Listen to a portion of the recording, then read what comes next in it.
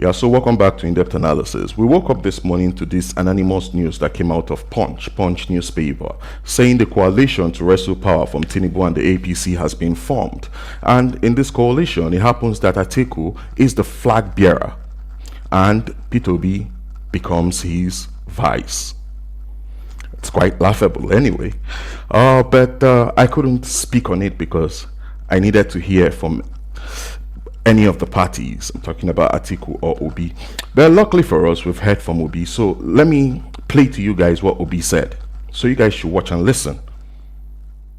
I'm in coalition against hunger, in coalition against poverty, in coalition against good health. Politics for me is not about position.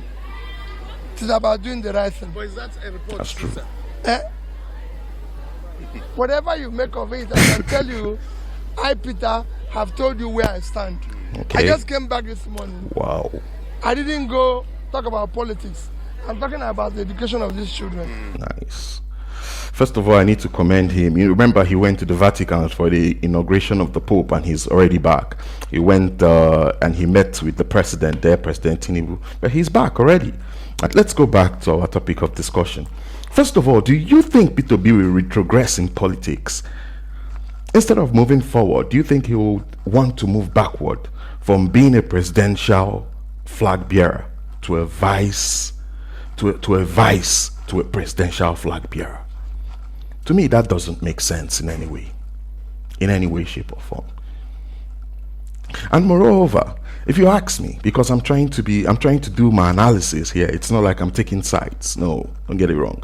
I'm not taking sides. I'm just trying to do some basic analysis here. Do you think if Atiku and Obi is placed on different tickets, who do you think is going to win that election?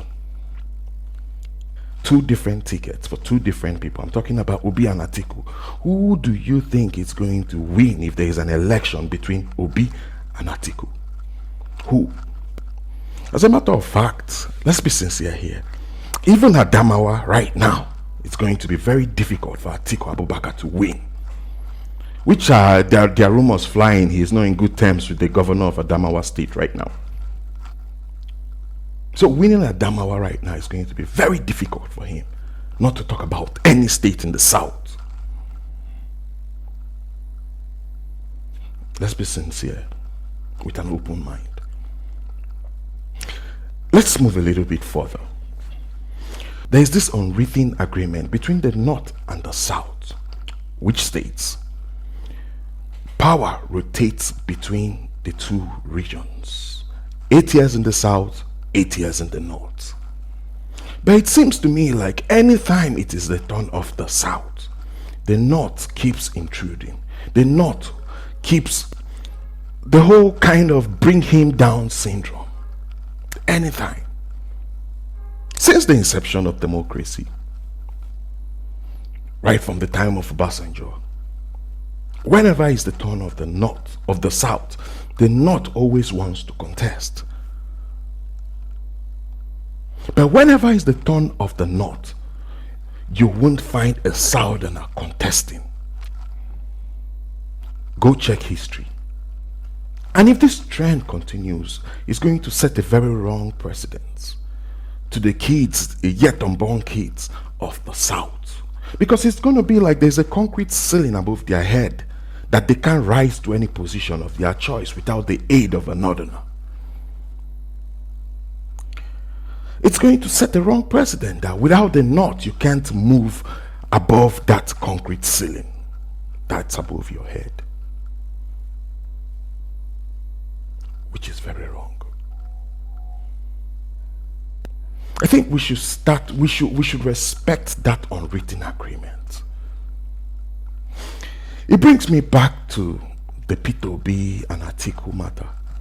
I think if Peter Obi would accept, if it's true, I don't know, because politicians, they come out, they tell us different kind of stories to suit the narrative or the paradigm or to assuage the people. So I don't know if it's true or not. But if it's true, that means Peter Obi is not going to be president of Nigeria again till after the next 8 years.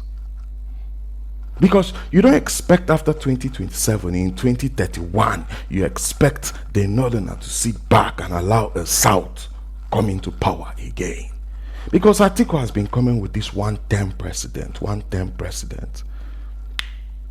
The last time he said he's going to be a one term don't pass since the day they contest. They try struggle, hustle and bustle.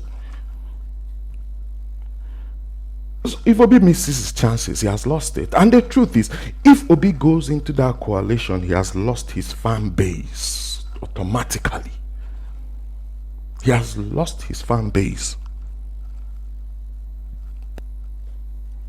automatically. Because these are the same people he campaigned against.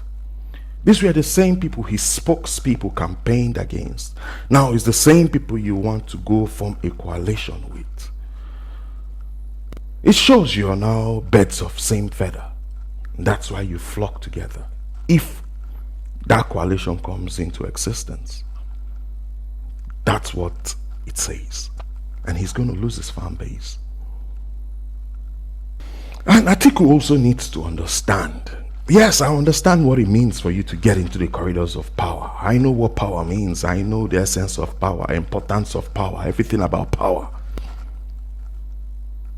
But he needs to understand right now, like I rightly said in my last video, if I were Atiku, listen to me, if I were Atiku, I would just pull back and watch from the sideline and direct from the sideline and become a patron of politics.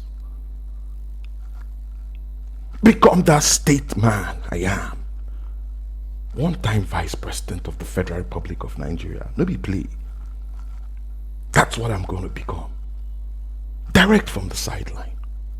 Because the truth is, let's be sincere here, there is no coalition Atiku can form right now, which he is a part of, that can work. There is no coalition he forms right now, which he is a part of, that can work.